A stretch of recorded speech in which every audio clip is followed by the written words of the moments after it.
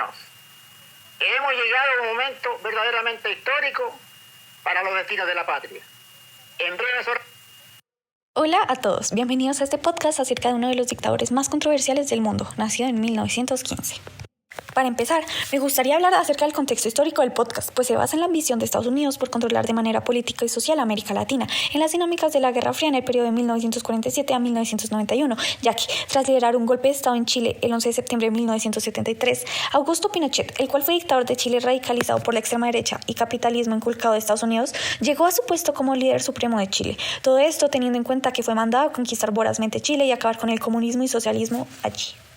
Bueno, gracias por invitarme a esta entrevista, pero a pesar del espacio tan acogedor, me parece impresentable estar con un dictador tan totalitario, dado que en estos sistemas totalitarios, según Hannah Arendt, se dictamina que es un régimen que busca el control total de la vida humana, eliminando la libertad individual mediante el terror y la ideología dominante, la invasión total de la privacidad, fomentando la desconfianza entre los mismos partícipes de la sociedad. Por esta razón, se van a analizar los argumentos de la entrevista a Pinochet, sus 10 años de gobierno, en el cual se ve una clara mancha de totalitarismo en este gobierno, insuficiente y cruelmente mentiroso, teniendo en cuenta que lo primero que hizo al instalar su mandato fue causar el quebrantamiento del sistema democrático, la restricción de los derechos civiles y políticos y demás derechos. Y esta información es directamente extraída de la Biblioteca Nacional de Chile en 2024. Continuando, este podcast plantea hacer un análisis a diferentes argumentos del discurso de Pinochet, basándose en la lógica y en el totalitarismo de Hannah Arendt, pues, al ser un dictador, tiene mucho que ver con este tema, además de hacer un uso indispensable de premisas, conclusiones y proposiciones para verificar si los argumentos analizados son correctos o tienen una intención oculta, y así hacer uso del concepto de argumentos inductivos y deductivos. La manera en la que se va a realizar es una entrevista en la cual yo voy a moderar y hacer las preguntas dirigidas a Pinochet y a la persona filosófica que está en contra de este dictador, el cual analizará y criticará la posición totalitaria de Pinochet, para así poder debatir de manera diplomática la diferencia de respuestas que da Pinochet con sus argumentos analizados desde la lógica y el totalitarismo. Entonces, se empezará con la pregunta del moderador hacia Pinochet sobre lo que buscaba con sus diferentes argumentos, y el crítico filosófico, teniendo en cuenta cada argumento, va a analizarlo desde la lógica y el totalitarismo y va a definir si es válido o no, empezando una discusión bastante interesante y controversial.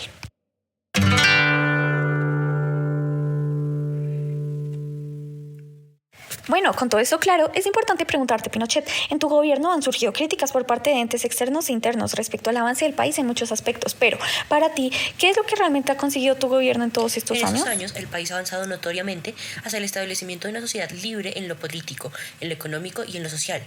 Toda la inmensa obra del gobierno se ha orientado hacia ello, creando una institucionalidad integral que comprende esos tres aspectos, haciendo esto un gobierno exitoso, no como el de mi predecesor, que dirigió a nuestra nación a la ruina.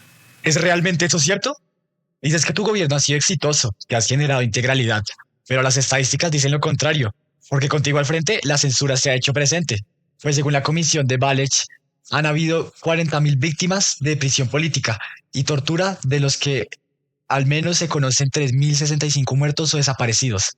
¿Es realmente eso libertad? Dividir y polarizar las opiniones de los ciudadanos causando que el 55.99% de los votos de tu partido sea un no apoyo. ¿Es libertad quitarle la individualidad como en el totalitarismo de Hannah Arendt? Alto, por favor, mantengamos la compostura, aunque el lado derecha tiene un buen argumento. Y bueno, Pinochet, ¿qué ha sido de la economía mientras has estado en el poder? En el ámbito económico, el gobierno ha puesto en práctica una estrategia de desarrollo basada en el respeto absoluto a la propiedad privada, de los medios de producción en la libre empresa. El Estado actúa como subsidio de los particulares y realiza su ineludible labor de fiscalización y control, supliéndose cuando se requiere la actividad de los particulares. Bueno, eso no lo niego. Has privatizado las empresas, pero te recuerdo que la privatización tiene sus problemas, que afectan al país de forma negativa. Pues según la Contaduría y Administración de la Ciudad de México, la privatización genera costos importantes para la sociedad mediante precios más altos, sueldos más bajos y menores ingresos para el gobierno. Además de que, gracias a tus medidas, la tasa de desempleo subió de un 9% en diciembre de 1974 a un 16% en el mismo mes de 1975. Así que, ¿realmente la privatización fue lo correcto? De hecho, sí, la privatización ha sido buena, en especial en mi gobierno, pues el periódico El Diario El País vio que mi manera de comandar fue perfecta, pues denominó mi gobierno como un milagro chileno, con conocimiento económico en la reducción de la inflación y creación de nuevas fortunas. Aunque estos beneficios principalmente fueron en sectores liderados por el régimen, además de que el PIB chileno experimentó fases de fuerte crecimiento de hasta el 9% anual según diferentes periódicos en algunos años. De hecho, siguiendo con lo que mencionas de los trabajadores, muchos se cuestionan y critican tu manejo de los sindicatos. Así que, ¿qué es lo que realmente crees respecto a esto? ¿Qué nos respondes a los que estamos en desacuerdo con tu postura respecto a los sindicatos? El gobierno ha reconocido y promovido desde el primer momento el derecho de los trabajadores a desarrollar una vida social libre.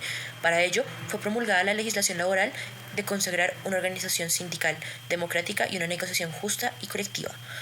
Lo que vale realmente como el sindicato es la voluntad de cada trabajador. Su afiliación es voluntaria. Así los dirigentes son verdaderamente los representantes de sus bases. Las intervenciones ajenas de la voluntad de los trabajadores, así como la instrumentalización política de los sindicatos, desnaturaliza la función de estos y destruye el auténtico sindicalismo. Pinochet, disculpa te interrumpo, pero lo que dices es mentira. Visto que desde que subiste al poder has limitado este mismo a los sindicatos, al máximo, viendo que has causado la suspensión de licencias para tareas sindicales y has obligado a realizar reuniones fuera del horario laboral, además de tener un control militar de los juicios laborales, incrementando el riesgo de despido y represalias a la hora de levantar la voz.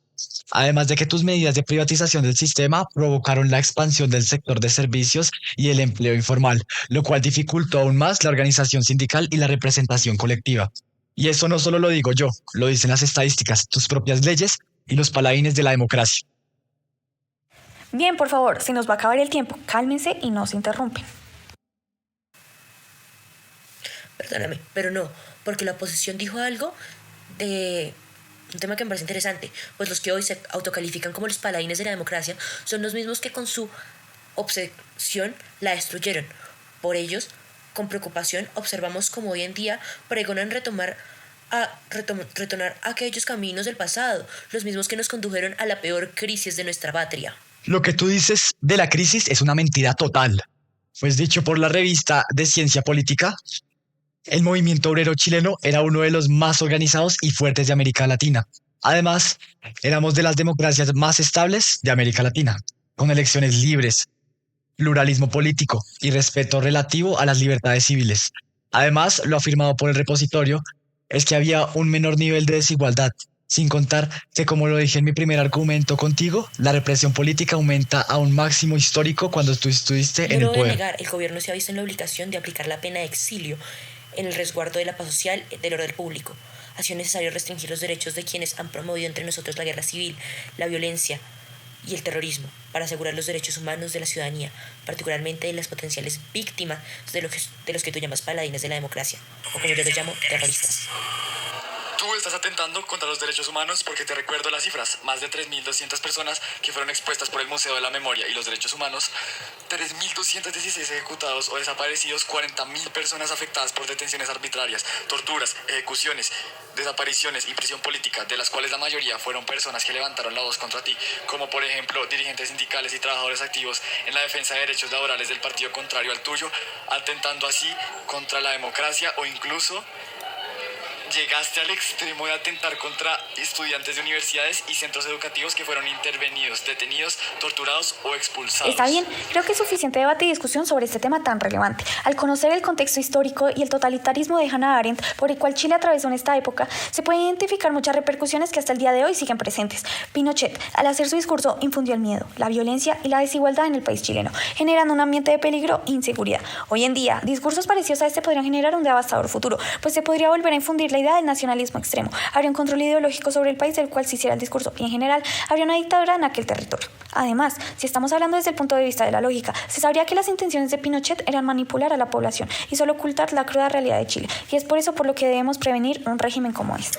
Esta dictadura representa un claro ejemplo del totalitarismo en el pasado de América Latina y puede representar como hasta el día de hoy a muchas personas se les prohíbe tener una vida privada, como destruye su libertad individual utilizando el miedo como herramienta de control y se usa la violencia para imponer su autoridad.